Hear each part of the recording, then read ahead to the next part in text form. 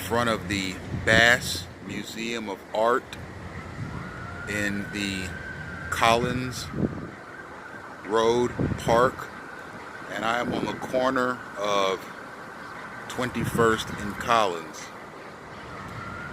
I'm going to make my way toward Lincoln Road and capture some gang stalking on camera.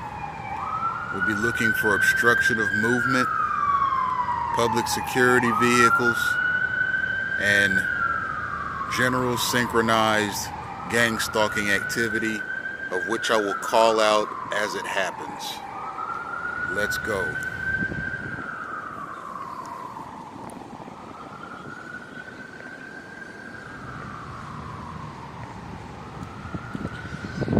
As I experience more and more gang stalking, I'm more and more inclined to believe that there are military elements in gang stalking, including counterterrorism measures.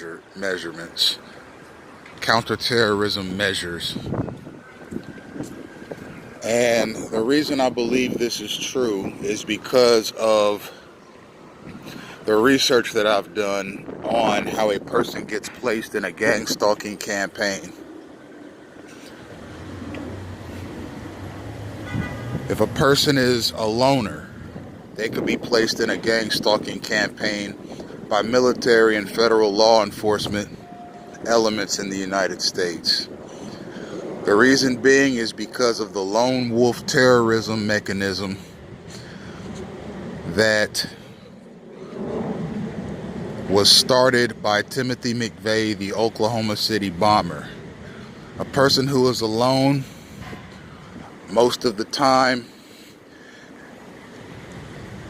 can be considered to be a terrorist threat because of the lone wolf terrorist phenomenon. Now, what is a lone wolf terrorist? A lone wolf terrorist, as described by military and federal law enforcement bodies, is a person that is not affiliated with any terrorist group. For example, he's not affiliated with Al-Qaeda, he's not affiliated with ISIS, he's not affiliated with ISIL, he's not affiliated with any far-right terrorism groups, he's not affiliated with any far-left terrorism groups.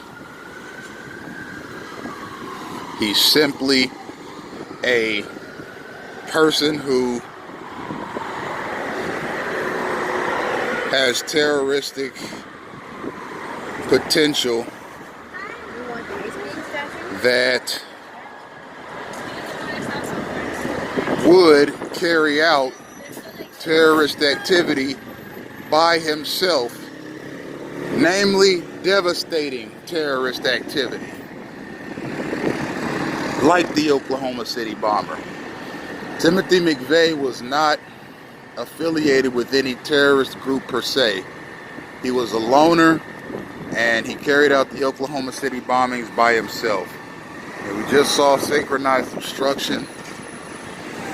There's a car coming also, in addition to those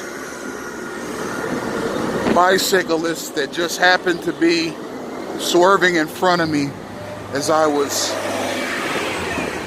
Okay, we got a whole bunch of stuff going on here as I was walking. So we saw, here's a second Metro bus. And I've said in previous videos that an abundance of public service vehicles, including buses, EMS, fire, police, and other public service vehicles are in abundance around a targeted individual as a surveillance mechanism. Now, more on the lone wolf terrorist concept. It's a person that can cause a lot of damage, a lot of carnage, and a lot of bloodshed by himself, not as a part of any orchestrated terrorist activity. Now, we saw some of that right here in South Florida at the Marjorie Stoneman Douglas High School. in Broward County when Nicholas Cruz, a 17-year-old high school student, took a high-powered rifle into the school and killed 17 students before he was later apprehended by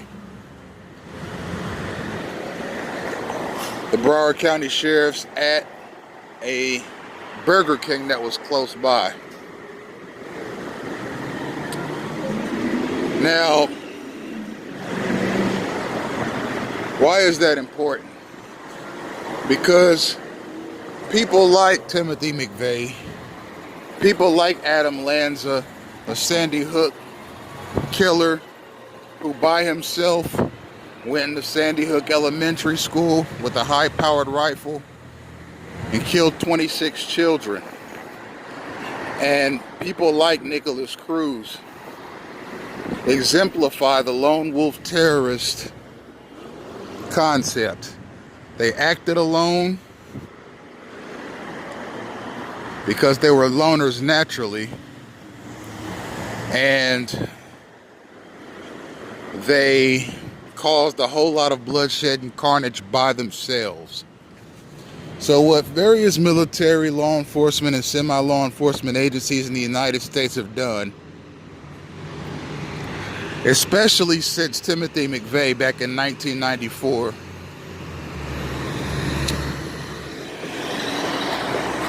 they've tried to locate loners.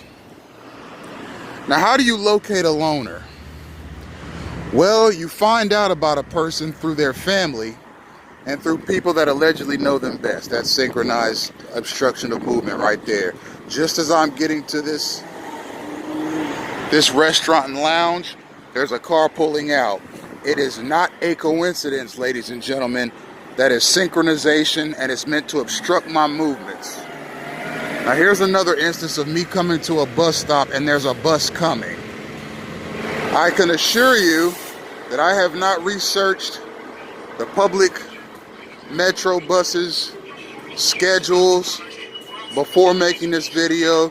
I'm just walking. And that mechanism of me coming to a bus stop and a bus coming is synchronization. Why? Because I'm a targeted individual, plain and simple. And part of being a targeted individual is having the same things happen to you over and over again as a part of what they call a desensitization campaign. They do the same thing to you over and over and over again to create a feeling of inevitability and hopelessness in the TI that their situation has never changed. It's like putting somebody in jail outside of the corrections institution in America. You see, they try to force you into a routine of sights, sounds, smells, interactions, and experiences so as to make you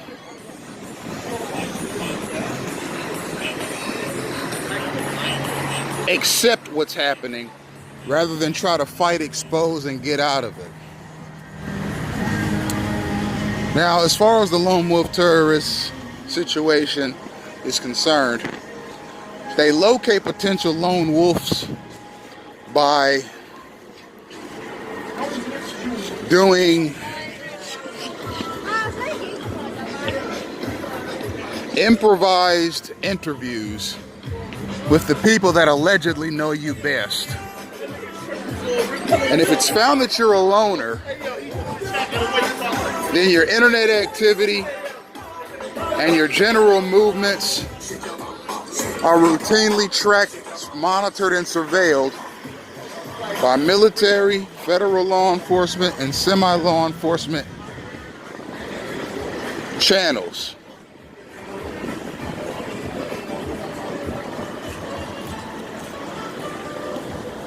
If your internet activity is found to be alarming,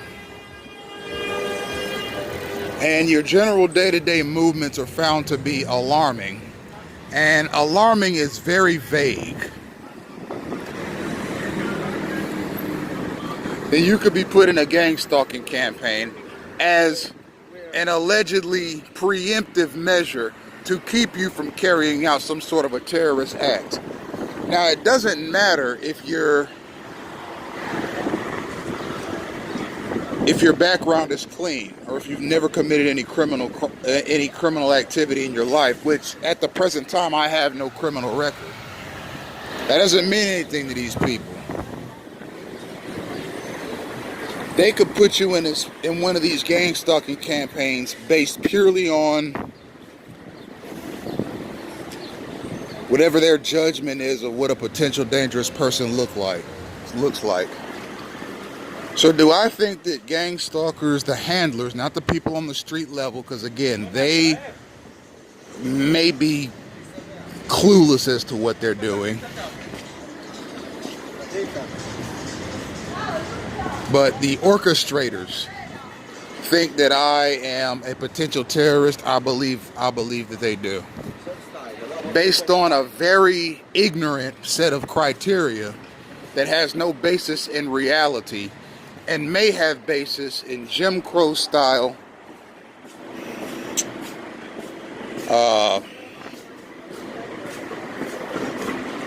targeting and selection practices, and with Third Reich style harassment mechanisms.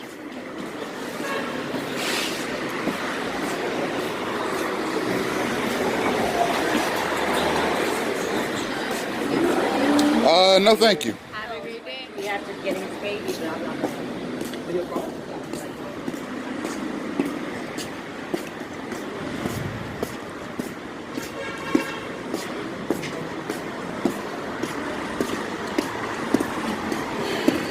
As you can see, there is never a clear path. And it's not merely a matter of this being a busy street on a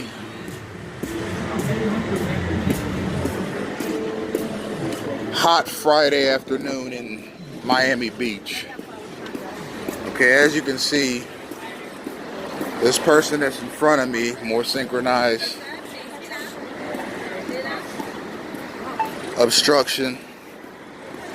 This person in front of me was in front of me before, stopped, let me pass, and they walked in front of me again. That's the kind of bizarre behavior that a targeted individual sees on a daily basis during a gang stalking campaign. It's constant obstruction of your movement. See this? It's irrational. It doesn't make any sense. It's made just to obstruct and harass a targeted individual. Why? I've said it before.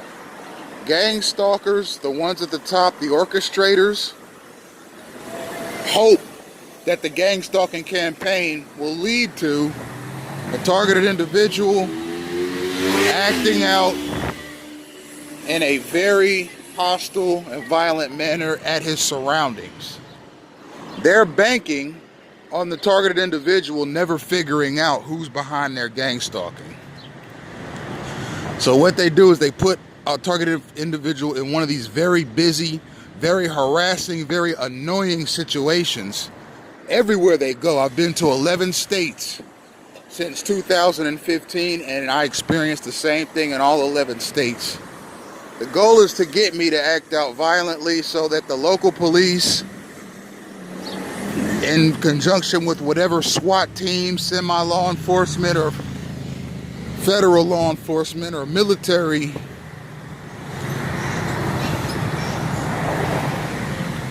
wing, can jump in, shoot me dead, and then turn around and say the gang stalking campaign was a success. See, we told you it was worthwhile. We caught a targeted individual. We caught a targeted individual acting out, and we ended his life before he could massacre anybody. What we do is a success, and what we do has value to national security. No, it's a false flag, black flag harassment operation that's made to provoke hostility in a person So whatever military or law enforcement elements that you have on standby can jump in, look like heroes, and make this ignorant gang stalking program that they have slip through Congress look as if it has merit or value.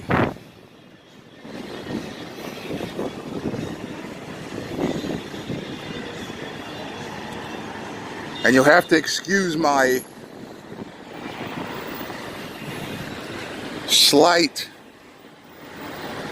impediment in my speech. I have a swollen left molar, which resulted from a broken tooth that I've had a really difficult time getting fixed or getting pulled, because no one in South Florida apparently takes Medicaid. I've called 15 different dentists, and they all tell me that they don't care, that they don't provide service for those with Medicaid. I went to the Mount Sinai emergency room in Aventura, Florida. It's been over a month ago now, to see if they had a dentist on standby or any staff at all that had knowledge in how to extract teeth.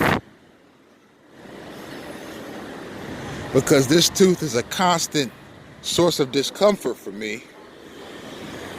And they didn't. They referred, and as a matter of fact, on my discharge papers, they didn't even acknowledge that I had a broken tooth. I'll show it to you right now. Hold on.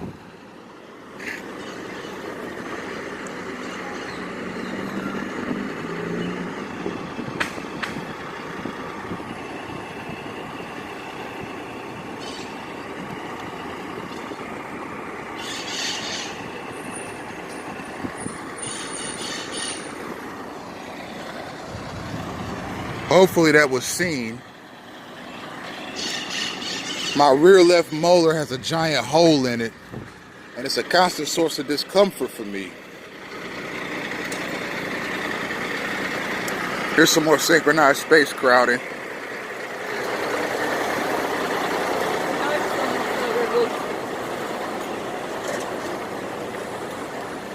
And as a matter of fact,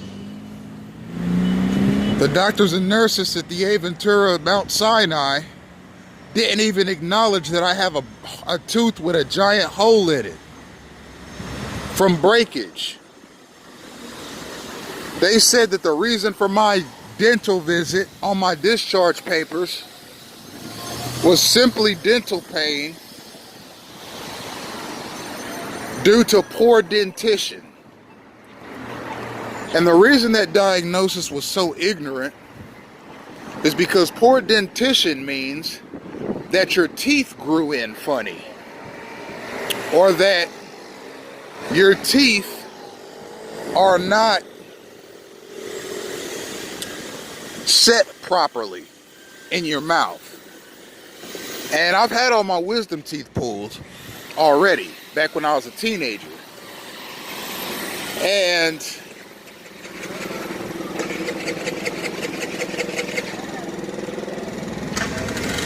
my teeth are set perfectly fine in my mouth. So what makes that diagnosis so ignorant, and mind you, this is the Mount Sinai emergency room in Aventura, Florida. Here's more synchronized space obstruction. You can see I have the right of way.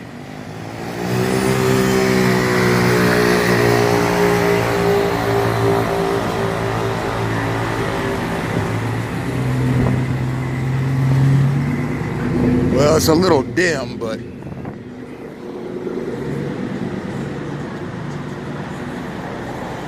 here's the same homeless person with no arms that we saw in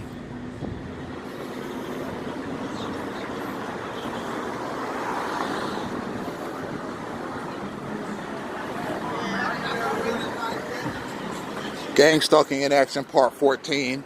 Again, that's something that you see in gang-stalking. You see the same people over and over and the same sites over and over. And it's not a coincidence that I saw that guy before in my Gang Stalking in Action Part 14 video, and now in Gang Stalking in Action Part 15, we see him again. Okay, it's called desensitization. And here's another police vehicle. I said before the video even started we'd see them.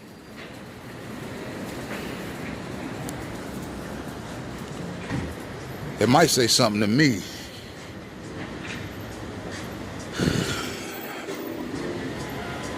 Because in Sunny Isles Beach, Florida, as I was walking down Collins filming, the Sunny Isles Beach police stopped me and asked if I had a gun in my bag and to sit down on the sidewalk. So, again, that was synchronization. Those police officers just happened to show up as I was walking down the street and cut over in front of me. Immediately after I filmed the same homeless person that I saw previously in another gang stalking video. You see how it works. It happens in cascades. They don't just all rush you like a bunch of motorcycles coming at you at 100 miles an hour. It happens in cascades. If you've ever played the game of Tetris, you'll know fairly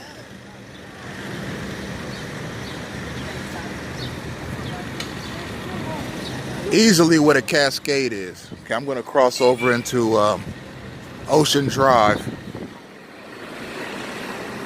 You can find out fairly easy, and this is more that obstruction that I was talking about. You come to an intersection, there's a car coming, and it gets way too close to you for comfort, despite whether or not you have the right of way.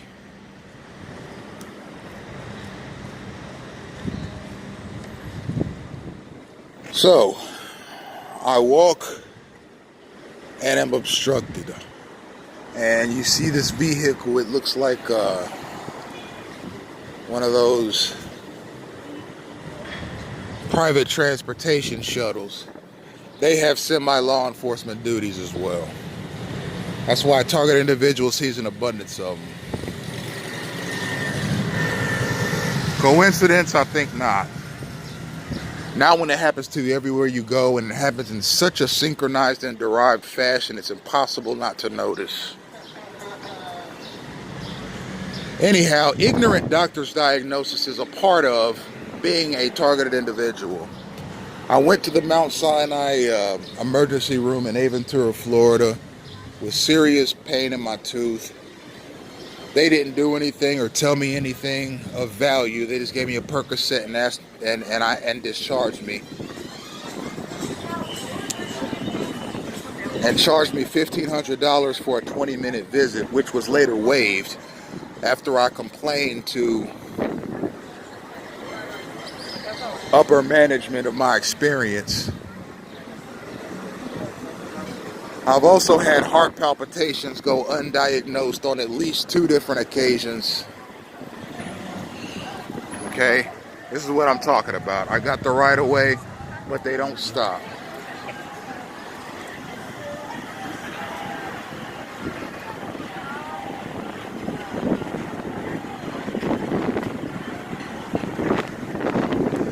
So I've had heart palpitations go undiagnosed on at least 2 different occasions. I had my tooth problem diagnosed very ignorantly, and I was misguided on where to go to get the tooth pulled.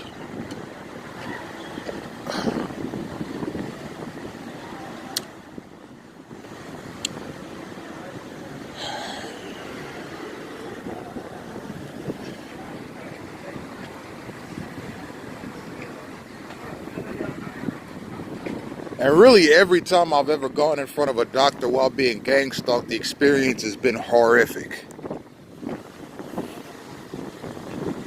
Okay, and another way a person is gang stalked is by people trying to paint them as mentally unstable. Now, it's difficult for people who don't know you very well, and I don't have any real acquaintances or friends in the world.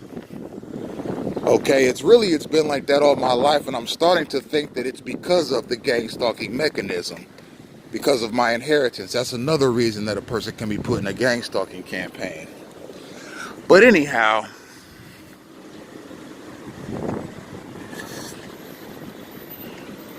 a person's mental health can only be reliably questioned by their family because they allegedly know you best. But if your family has an agenda and they themselves are gang stalkers or involved in gang stalking activity, then of course they're going to question your mental health. Maybe as some mechanism to harm your chances of success in life, maybe as a way of trying to convince a benefactor or a issuer of a issuer of a living will and testament to disinherit you. But yes, you'll notice that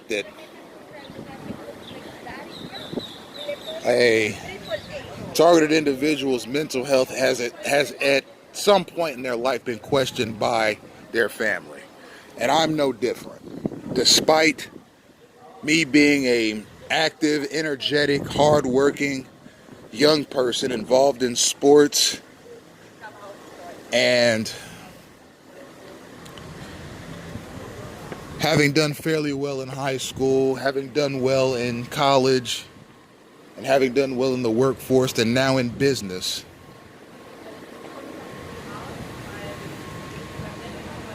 my family continues to create false narratives concerning my mental health. And they are lies, they're untrue, and they're slander. I consider it slander at this point. And anybody who follows their narrative as a result of this gang stalking mechanism is also guilty of slander in my eyes. And I'm here at Starbucks. After I get done filming, I'm going to go inside and get on the Wi-Fi and upload a few news stories and do some work on Facebook, Pinterest, and so forth. So again, it's a way of discrediting a targeted individual so that the gang stalking mechanism can continue unchecked and unimpeded. Because after all, if a person is crazy, then anything they say about anything is not worthy of discussion or a serious look. But I've documented what I'm talking about, and I'm going to continue to document what I'm talking about. And if anybody tries to question my mental health, they're going to have to do it from several states away, because I don't have any acquaintances in Florida, no familial acquaintances in Florida.